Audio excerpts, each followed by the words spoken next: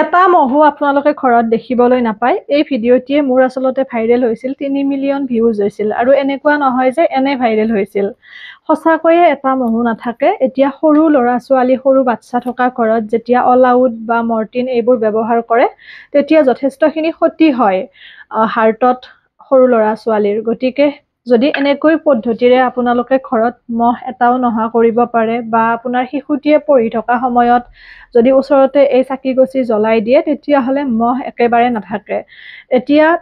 যেতিয়া মই ভিডিঅ'টো দিছিলোঁ, বহুতে কৈছিল যে কোনোবাই আদা দিয়াৰ কথা কয়, কোনোবাই পিঁয়াজ দিয়াৰ কথা কয়। সেইবোৰ মই নাজানো আনৰ কথা, কিন্তু মই নিজে যিটোৰে উপকৃত হৈ আহিছোঁ, সেই ভিডিঅ'টিহে আপোনালোকৰ মাজত আগবঢ়াই দিওঁ। আৰু বহু লাখ লাখ মানুহ উপকৃত হৈছিল, আৰু এই ভিডিঅ'টি দিয়াৰ পিছতে বহুতে মোক চিনি পাবলৈ সক্ষম হৈছিল। আৰু যেতিয়াই মই ঘৰৰ পৰা ওলাই যাওঁ, তেতিয়াই কয় যে সঁচাকৈয়ে আপোনাৰ ৰেমেডিটোৱে কাম দিছে। মই বহুত বেছি সুখী হওঁ। সেইবাবে আকৌ এবাৰ আপোনালোকৰ মাজত আগবঢ়াই দিছোঁ এই ভিডিঅ'টো, যাতে সকলোৱে উপকৃত হ'ব পাৰে। ইয়াতে কি কি বস্তু আছে মই জনাই দিওঁ, একেবাৰে সহজ। প্ৰথমতে এগছি মাটিৰ চাকি, তাৰপিছত নহৰু কেইফুটামান, এনেকৈ 2 ফুটা বা 3 ফুটা নহৰু মাত্ৰ। আৰু এনেকুৱা নহয় যে এইখিনি আজি ব্যৱহাৰ কৰিলে আৰু কাম শেষ, তেনেকুৱা নহয়। নহৰুখিনি যিহেতু চাকিত থাকিব, তাত তেল দি পেলাই পুনৰ আপোনালোকে ব্যৱহাৰ কৰিব পাৰিব। নহৰুখিনি ধুনীয়াকৈ কটাৰীৰে কুটি দিবও পাৰে বা থেতেলাই দিবও পাৰে পটাত। লগতে আমি যেনেকৈ চাকি জ্বলাবলৈ তেল ব্যৱহাৰ কৰোঁ, তেল অকণমান আৰু শলিতাডাল, ইমানখিনিয়ে বস্তু। এনেকৈ আপোনালোকে সন্ধিয়াৰ সময়ত যদি বাহিৰত জ্বলাই দিয়ে, যিখিনি সময়ত মহ আহে, বা ৰুমত জ্বলাই দিয়ে পঢ়ি থকা আপোনাৰ শিশুটিয়ে, নাইবা ধৰি লওক যদি কণমানিটি আছে, তাতে আপোনালোকে ৰুমত জ্বলাই থৈ দিয়ে, তেতিয়াহ'লে মহ আপোনালোকে একেবাৰে দেখিবলৈ নাপায়। মই দেখুৱাই দিওঁ প্ৰচেছটো। মই আপোনালোকক দেখাই দিছোঁ। এয়া হৈছে আমাৰ চাকিগছি। ইয়াতে মই ধুনীয়াকৈ তেল দি দিম, যেনেকৈ আমি চাকি জ্বলাওঁ ঠিক তেনেকৈ ভগৱানক দিওঁতে। এয়া লগতে শলিতাডাল ল'ব,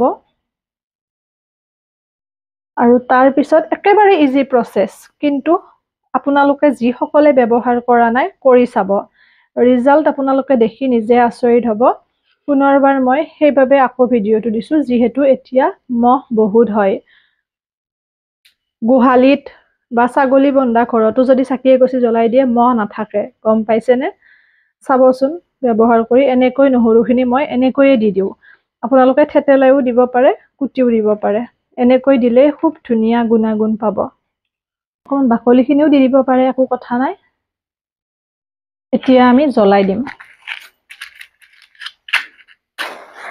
প্ৰচেছ এইখিনিয়ে।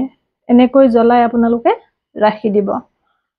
আৰু ব্যৱহাৰ নকৰাকৈ যিকোনো কমেণ্ট নিলিখিব অনুগ্ৰহ কৰি, কাৰণ যিহেতুকে অকল মই ব্যৱহাৰ কৰি সুফল পোৱা ভিডিঅ' এইটো নহয়, ৰাইজে ব্যৱহাৰ কৰি সুফল পোৱা এইটো ভিডিঅ'। গতিকে ব্যৱহাৰ কৰিহে জনাব।